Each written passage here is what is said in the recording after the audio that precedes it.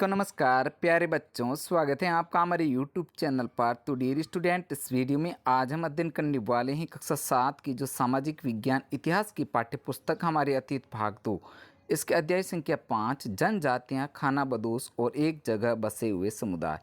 इस चैप्टर का संपूर्ण सॉल्यूशन इस वीडियो के माध्यम से हम करेंगे। प्रिय विद्यार्थियों, आपसे रिक्वेस्ट है वीडियो को शुरू से लेकर लास्ट तक आप पूरा देखिएगा, जिससे आपको ये चैप्टर है जो अच्छे से समझ में आ जाए और इसके सारे के सारे प्रश्नों का सॉल्यूशन आप अपनी नोटबुक में बहुत ही ईजी तरीके से, आसान तरीके से कर सको। तो प्रिय विद्यार्थियों, शुरू करते हैं। सबसे पहले देखते हैं, फिर से याद करें। इसके तहत प्रश्न संख्या 1 को हम देखते हैं, निम्नलिखित में मेल बैठाएं। तो यहाँ पर मिलान करने से संबंधित 1 नंबर प्रश्न है। तो यहाँ पर एक तरफ लिखा हुआ है गढ़ और एक तरफ खेल। तो यहाँ पर इसका उत्तर हम दे रखा है, यहाँ पर इसका उत्तर देख करके आप मिलान कीजिए।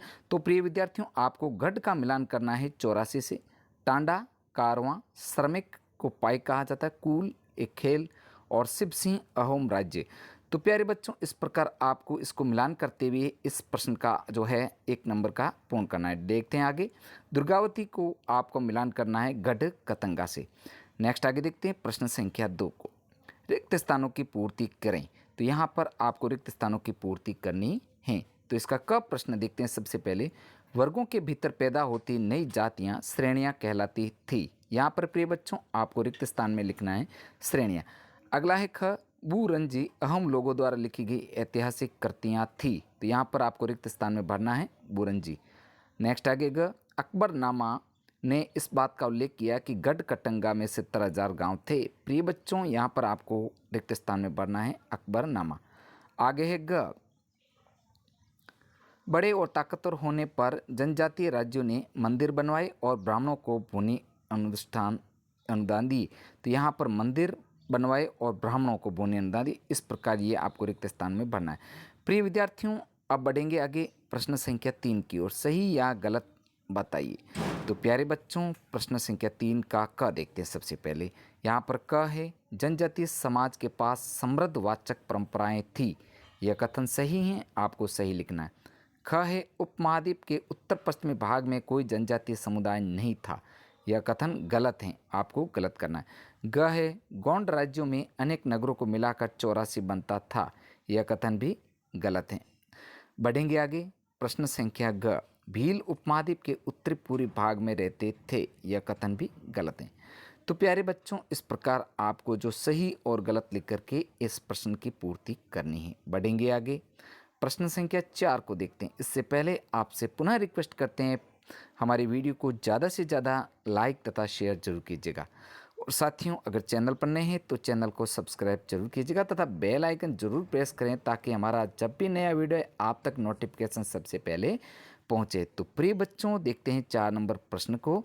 खानाबदोश पशुचारकों और एक जगह बसे हुए खेतिहारों के बीच किस तरह का विनिमय होता था। तो प्रिय बच्चों, इस प्रश्न का उत्तर है, खानाबदोश पशुचारक अपने जानवरों के साथ दूर दूर तक घूमते थे। उनका जीवन दूध और अन्य पशुचारी उत्पादों पर निर्भर था। वे खेतिहर ग्रस्तों से अनाज, कपड़े, बर्तन और ऐसी ही चीज़ों के लिए ऊन, घी इत्यादि का विनिमय भी करते थे। कुछ खानाबदोश अपने पशुओं के ऊपर सामान ढुलाई का काम भी करते थे। इस प्रकार प्यारे बच्चों, आपको इस प्रश्न का आंसर कराना। बढ़ेंगे आगे। प्रश्न संख्या आओ समझे, इसके तहत प्रश्न 5 को देखते हैं।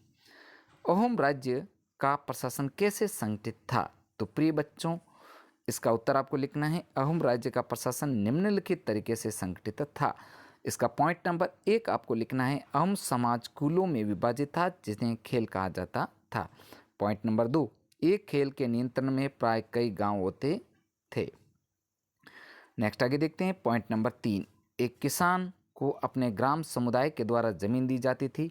समुदाय की सहमति के बगैर राजा तक इसे वापस नहीं ले सकता था। आगे बढ़ेंगे। पॉइंट नंबर 4, अहोम राज्य बेगार पर निर्भर था। राज्य के लिए जिन लोगों से जबरन लिया जाता था वे पाई कहलाते थे। प्रत्येक गांव को अपनी बारी आने पर निश्चित संख्या में पाइक भेजने होते थे। और नेक्स्ट आगे, अहोम राज्य में एक जनगणना की गई थी। जनगणना के बाद सघन आबादी वाले इलाकों से कम आबादी वाले इलाकों में लोगों को स्थानांतरित किया गया। इस प्रकार अहोम कुल टूट गए और 17वीं शताब्दी के पूर्वार्ध पूरा होते होते अहोम प्रशासन खासा केंद्रीकृत हो गया था। नेक्स्ट आगे, अहोम राज्य में सभी वयस्क पुरुष युद्ध के दौरान सेना में अपनी सेवाएं प्रदान करते थे। दूसरे समय वे बांध, सिंचाई व्यवस्था इत्यादि के निर्माण या सार्वजनिक कार्यों में जुटे रहते थे। नेक्स्ट आगे प्यारे बच्चों, प्रश्न संख्या 6 को देखते हैं। वर्ण आधारित समाज में क्या परिवर्तन आए? तो इसका उत्तर आपको लिखना है कि वर्ण आधारित समाज में निम्न परिवर्तन आए। पॉइंट नंबर 1, वर्गों के भीतर छोटी छोटी जातियों का उभार। जैसे जैसे अर्थव्यवस्था और समाज की जरूरतें बढ़ती गई, नए हुनर वाले लोगों की आवश्यकता पड़ी और वर्णों के भीतर छोटी छोटी जातियां उभरने लगी। उदाहरण के लिए ब्राह्मणों के बीच नई जातियां सामने आई। नेक्स्ट अगला पॉइंट, कई जनजातियों व सामाजिक समूहों को जातियों का दर्जा, कई जनजातियों और सामाजिक समूहों को जातीय समाज में शामिल किया गया और उन्हें नई जातियों का दर्जा दिया गया। नेक्स्ट पॉइंट, शिल्पियों को जाति के रूप में मान्यता। विशेषज्ञता प्राप्त शिल्पियों जैसे सुनार, लोहा, बढ़ई और राजमिस्त्री भी ब्राह्मणों द्वारा जाति के रूप में मान्यता दी गई। आगे है जाति समाज संगठन का, सामाजिक संगठन का आधार। अब वर्ण के स्थान पर सामाजिक संगठन का आधार जाति बन गई। इस प्रकार प्रिय बच्चों, आपको जो है प्रश्न संख्या 6 का आंसर पूर्ण करना है। बढ़ेंगे आगे प्रश्न संख्या 7, एक राज्य के रूप में संगठित हो जाने के बाद जनजातीय समाज कैसे बदला? तो प्रिय बच्चों, 7 नंबर प्रश्न का उत्तर है, एक राज्य के रूप में संगठित हो जाने पर जनजातीय समाज निम्न प्रकार से बदला। तो इसके पॉइंट के माध्यम से देखते हैं। सबसे पहला पॉइंट है कि जनजातीय समाज ब्राह्मणों की सहायता से जाति व्यवस्था का भाग बन गया, 1 नंबर पॉइंट। 2 नंबर है, उनका मूलतः बराबरी वाला समाज धीरे धीरे असमान वर्गों में विभाजित हो गया। नेक्स्ट आगे बढ़ेंगे, प्रमुख जनजातीय शासक वर्ग विशेषकर राजपूत वर्ग में सम्मिलित हो गए। बहुसंख्यक जनजातीय आबादी समाज की छोटी छोटी जातियों में शामिल हो गई। अगला पॉइंट, ब्राह्मण लोगों ने गौंड तथा अहोम राजाओं से अनुदान में भूमि प्राप्त की और अधिक प्रभावशाली बन गए। और नेक्स्ट पॉइंट है, जनजातीय लोगों ने प्राय हिंदू धर्म को अपना लिया, यद्यपि उन्होंने अपनी परंपराओं को भी जारी रखा। अब नेक्स्ट आगे देखते हैं, आइए विचार करें। इसके तहत प्रश्न संख्या 8 को देखते हैं। तो प्रश्न संख्या 8 है जो, क्या बंजारी लोग अर्थव्यवस्था के लिए महत्वपूर्ण थे?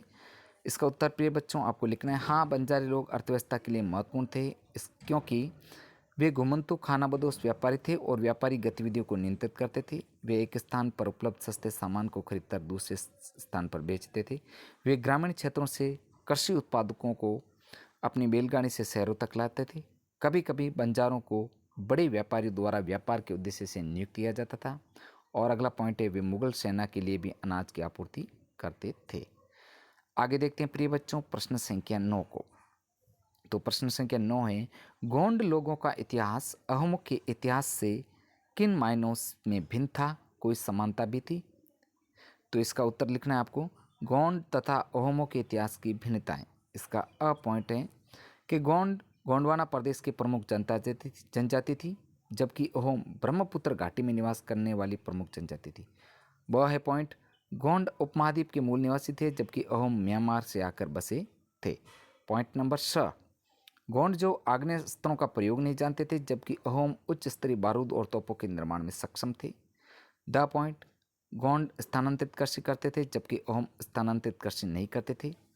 यह है, गोंडों का राज्य अहोम राज्य से बड़ा था। और रह है, गोंड राज्य बेगार पर निर्भर नहीं था, जबकि अहोम राज्य बेगार पर निर्भर था। पॉइंट नंबर ल, गोंड राज्य मुगल राज्य में मिला लिया गया, जबकि अहोम राज्य को मुगलों ने हराया, लेकिन प्रत्यक्ष रूप से मुगलों ने वहाँ पर शासन नहीं किया। तो प्यारे बच्चों, इस प्रकार जो गोंड और जो है अहोमों की इतिहास की भिन्नताएं। अब आगे बढ़ेंगे, गोंड तथा अहोमों के बीच समानताएं क्या थी? इसका उत्तर देखते हैं। गोंड और अहोम दोनों जनजातियां थीं। दोनों ही जनजातियों ने अपने अपने साम्राज्य स्थापित किए। दोनों ही राज्यों को मुगलों ने पराजित किया और दोनों का केंद्रीकृत प्रशासन था। तो प्रिय बच्चों, इस प्रकार हमने इस वीडियो के माध्यम से कक्षा 7 की जो इतिहास की पाठ्य पुस्तक है, इसका चैप्टर जो है 5 है, जो जनजातियां, खानाबदोश और एक जगह बसे हुए समुदाय, इस चैप्टर का संपूर्ण सॉल्यूशन हमने इस वीडियो के माध्यम से किया है। प्रिय विद्यार्थियों, आपसे रिक्वेस्ट है, वीडियो को शुरू से लेकर लास्ट तक आप जरूर देखिएगा तथा वीडियो को ज़्यादा से ज़्यादा लाइक तथा शेयर जरूर कीजिएगा। और साथियों, आपको कक्षा 7 की जो सामाजिक विज्ञान के सभी विषयों की सभी पाठ्य पुस्तकों का सॉल्यूशन आपको मेरे यूट्यूब चैनल पर प्लेलिस्ट बनी हुई है, वहाँ पर जाकर के आप उनका अध्यापन एक साथ भी कर सकते हैं। तो प्रिय विद्यार्थियों, आज का वीडियो इतना। मिलेंगे नेक्स्ट नए जो चैप्टर के साथ में। वीडियो देखने के लिए आपका पुनः दिल से धन्यवाद।